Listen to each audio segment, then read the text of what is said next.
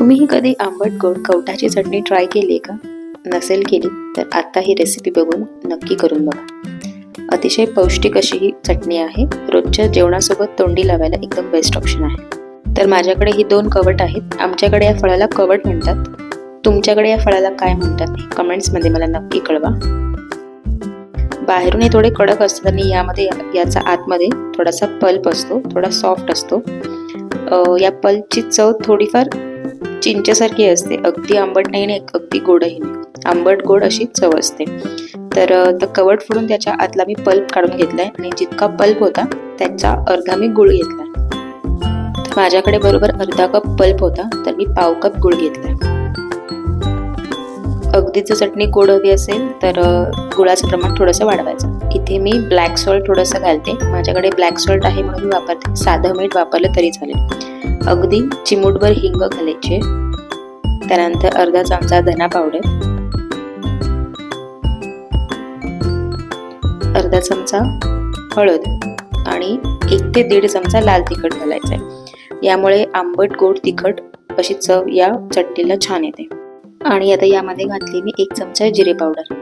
तर हे जे काही आहे ते सगळं हाताने स्मॅश करून घ्यायचं आहे, हाताने मिक्स करायचं आहे. हाताने 1-2 मिनटं मिक्स करून झाले ना की मी मिक्सरला फिरवून घेणार आहे. आपण हे डायरेक्टली पण मिक्सरला फिरवू शकतो,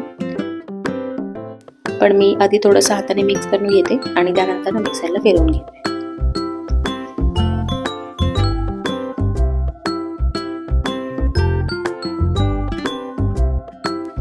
आता हे बघा छान सगळं मिक्स करून झालंय. आता मिक्सरला फिरवून घेते. आता लास्ट स्टेप, पॅन मध्ये मी 1 चमचाभर तूप घेतले. तूप नसेल घ्यायचं तर तेलही घेऊ शकता, काही चालेल. तूप मेल्ट झालं की कवठाची जी चटणी आपण मिक्सरला फिरवली ती यामध्ये घालायची आणि ही चटणी फक्त 3 ते 4 मिनिटं आपल्याला पॅन मध्ये जस्ट परतवून घ्यायची.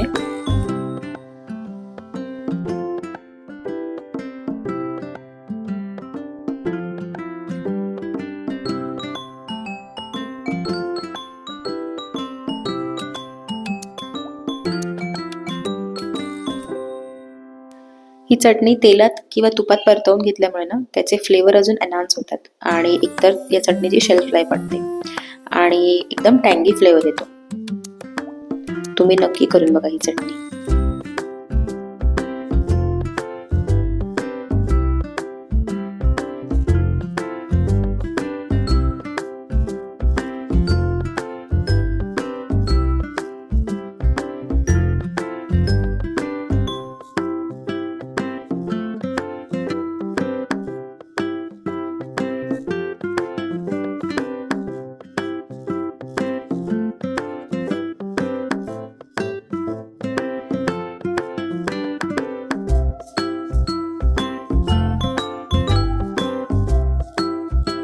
तीन ते 4 मिनिटं झालेली आहेत. आता ही चटणी अशीच झाकून ठेवायची आणि अशीच पॅनमध्ये थंड करून घ्यायची. तर ही आपली कवठाची चटणी तयार.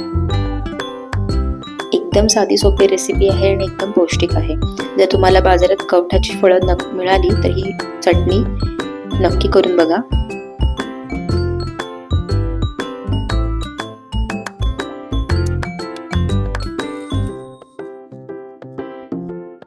रेसिपी आवडली असेल तर मील्स बाय सुकेशिनी या चॅनलला सबस्क्राईब करा, व्हिडिओजना लाईक करा आणि जास्तीत जास्त शेअर करा.